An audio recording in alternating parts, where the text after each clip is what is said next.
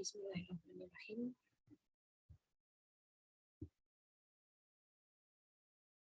Alhamdulillah. Alladzi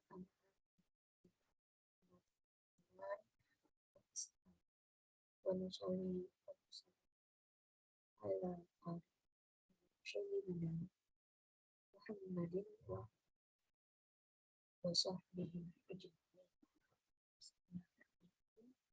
Pertama-tama dan yang paling utama, marilah kita menjadikan syukur tiada terkira kepada Allah Subhanahu wa Ta'ala karena atas limpahan rahmat kita masih diberikan kesempatan untuk berjumpa dengan saya di Zoom ini dalam menjelaskan iptek. Iptek adalah ilmu pengetahuan dan teknologi. Tak lupa juga sholawat serta salam kita ucapkan untuk salam Nabi akhir zaman agar di hari akhir kita semua mendapatkan syafaat.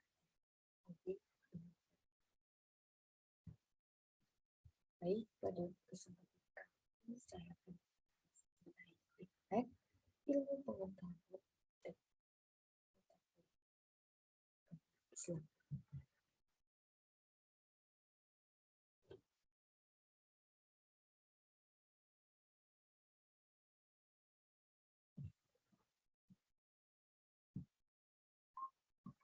Selanjutnya yaitu saya akan perkenalkan nama saya Nurila, kelas 1 IF dengan nomor NIM 215050101111. Diperkenalkan jurusan perbankan Fakultas Perbankan Universitas Jaya. Oke, pada kesempatan kali ini topik pembahasan kali ini adalah pengertian dan urgensi.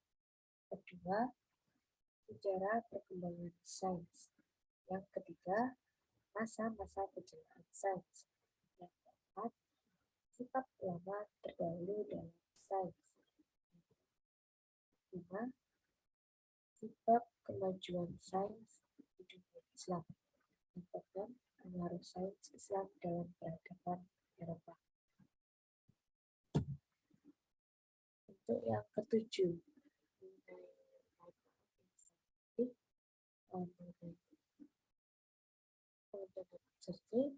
pengelatan sejarah perkembangan sains. Yang kesembilan, masa-masa kejayaan sains. Sikap ulama terhadap sains. Sikap ulama terdahulu dalam sains. 11, sebab kemajuan sains. Oke, kita akan membahas topik pertama terlebih dahulu, yaitu mengenai pengertian dan urgensi. Untuk pengertiannya ialah ilmu pengetahuan menurut KBBI adalah gabungan dari berbagai pengetahuan yang disusun secara logis dan sistem dengan memperhitungkan sebab dan akibat. Hal ini semakna dengan pengertian sains, yaitu sains sebagai pengetahuan secara sistematis, dan sains dapat dikatakan sains yang akan bersifat empiris. Untuk urgensi, dalam urgensi sains menjelma menjadi instrumen yang mengukur dengan peradaban Islam. Hal ini memperlihatkan bahwa perlunya ilmu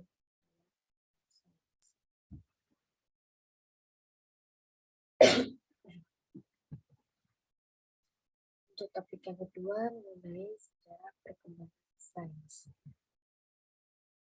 Untuk sejarah ini, seluruh cabang dunia sains bercabang terhubung karena wahyu.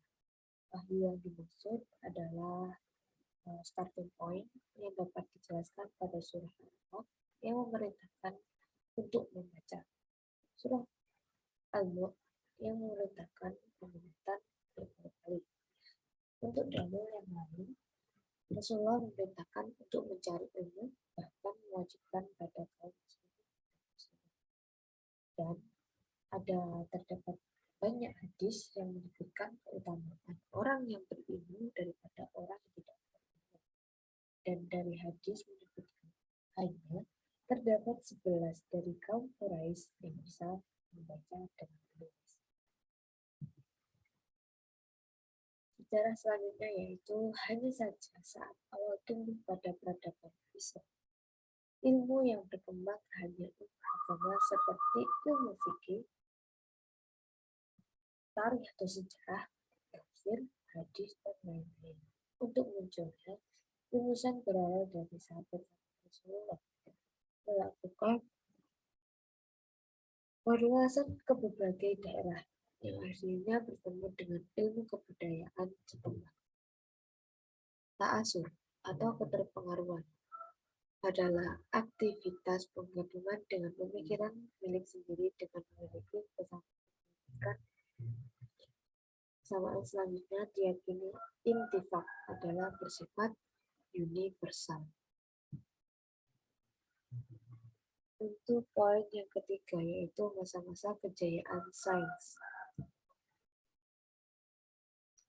Untuk masa kejayaan sains, puncak keemasan yaitu puncak keemasan umat Islam dalam bidang sains dan teknologi terjadi pada masa pemerintahan dinasti Abbasiyah, yaitu pada 750 Masehi. Di bawah pemerintahan Raja Harun al-Rasyid, bidang sains dan teknologi mengalami puncak kejayaannya. Selanjutnya yaitu poin keempat mengenai sikap ulama terdahulu dalam sains. Sikap ulama dalam sains saat itu orang juga yang mampu mengamalkan ilmunya sehingga keluar dari dirinya sikap dan ucapan yang menunjukkan.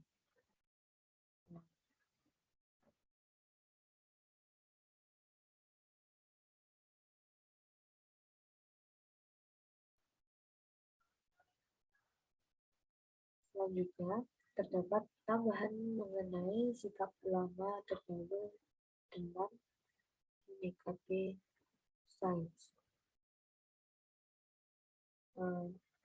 Pandangan seorang ulama, beberapa ulama atau dalam Islam terdapat dalam sains dan teknologi adalah bahwa Islam tidak pernah menentang umatnya untuk maju dan modern.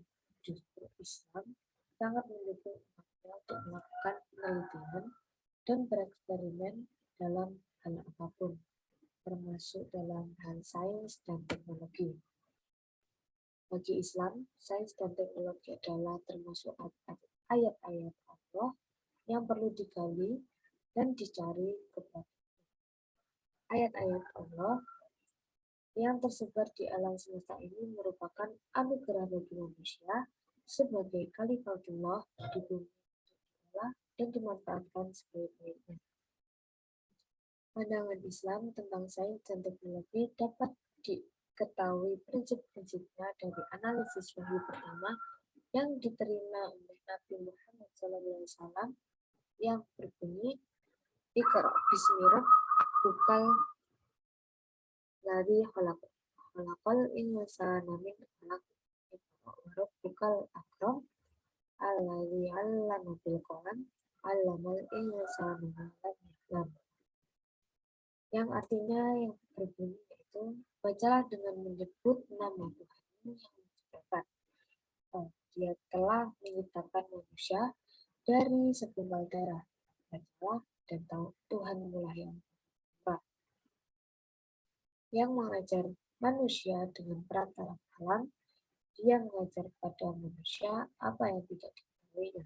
Surah Al-Isra ayat 1-2. Untuk selanjutnya yaitu poin kelima, sebab kemajuan sains di dunia Islam.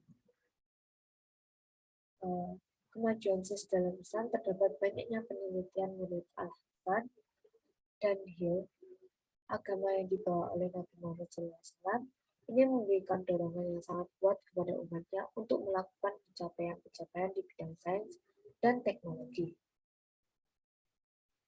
Untuk hal poin ke-6, pengaruh sains Islam dalam peradaban Eropa.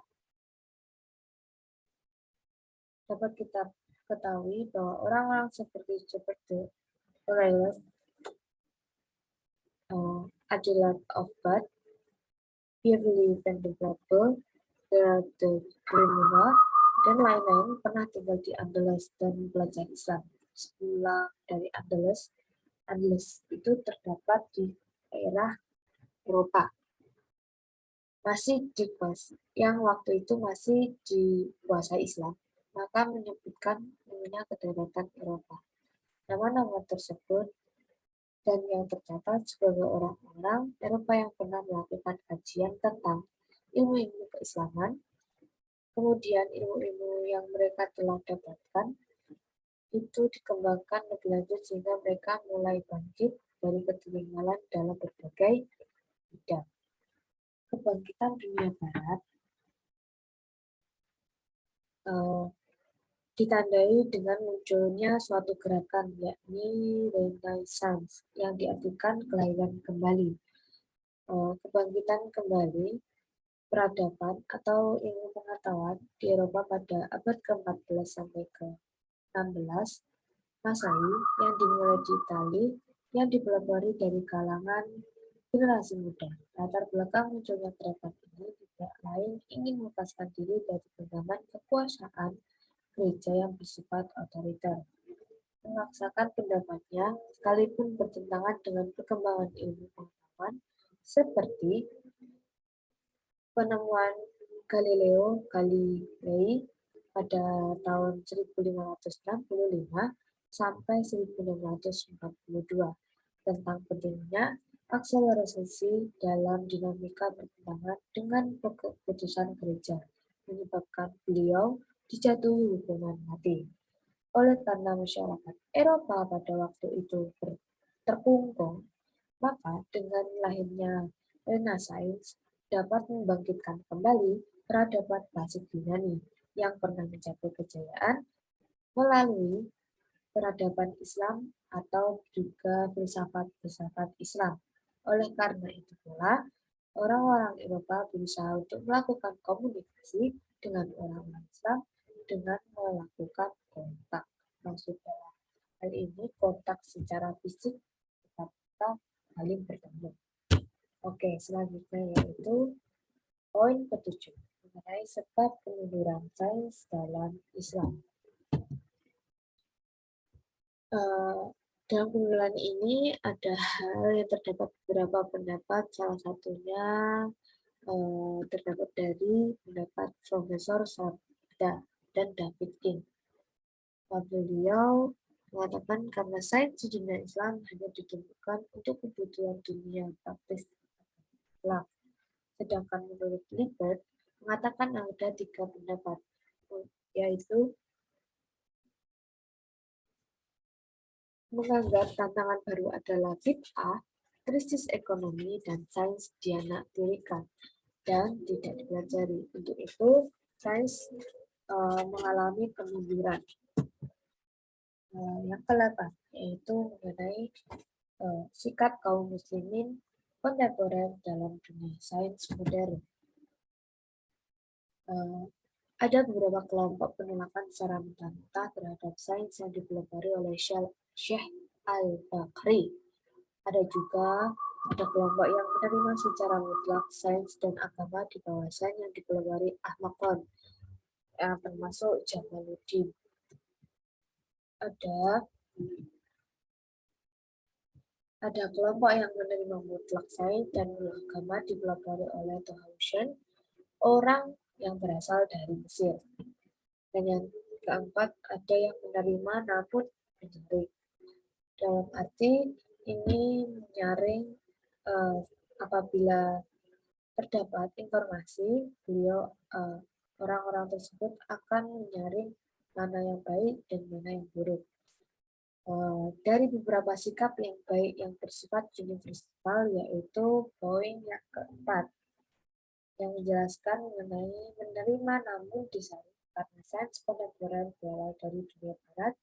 Untuk itu kita harus secara hati-hati untuk menerimanya. Nah, itu dari penjelasan yang poin keempat tadi, bahwa apabila mendapatkan informasi dari dunia barat, kita harus pintar-pintar menyaringnya, bahwa misalnya terdapat ada beberapa beberapa hal baik maupun buruk, kita harus pintar-pintar menyaringnya. Kalau tidak, kita akan terbawa oleh arus yang tidak baik. Selanjutnya yaitu poin ke-9, masa-masa kejayaan sains.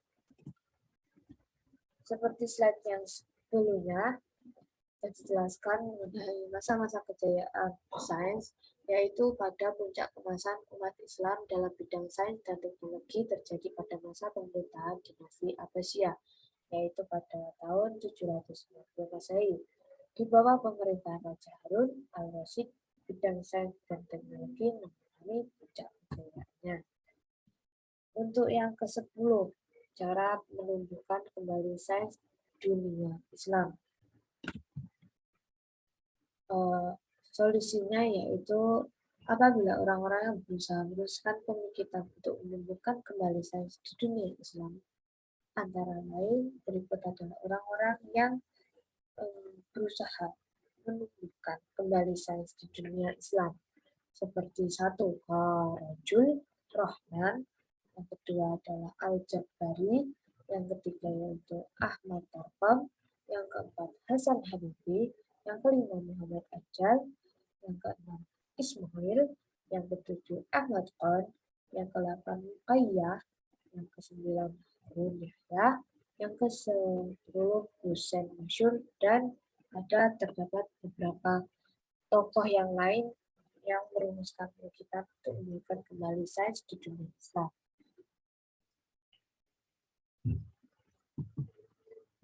Untuk yang ke-11, poin 11 ini tentang sikap yang dibangun dalam perkembangan sains. Untuk menyikapi hal tersebut, hendaknya para generasi muda dapat berperan secara praktis dalam perkembangan sains dengan memulai contoh membuat karya. Dapat dijelaskan juga konteks membuat karya ini adalah suatu hal seperti membuat karya ilmiah, membuat karya-karya inovatif, kreatif, yang selama tujuannya membuat karya tersebut adalah dengan feedback, bukan feedback, tetapi tujuan yang baik seperti kita dapat bertukar ilmu, kita dapat memberikan ilmu kita kepada orang lain, agar kita tidak stuck di situ-situ saja.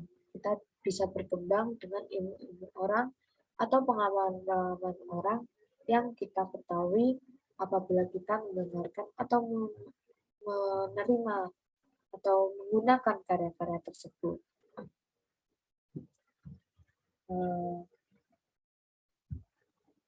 Untuk itu, penjelasan dari saya semoga menjadi bermanfaat dari penjelasan yang telah saya berikan. Apabila ada salah kata atau salah perbuatan, mohon dimaafkan. Semoga semua sehat dalam pandemi ini. Semoga pandemi selesai. Saya akhiri. Wassalamualaikum warahmatullahi wabarakatuh.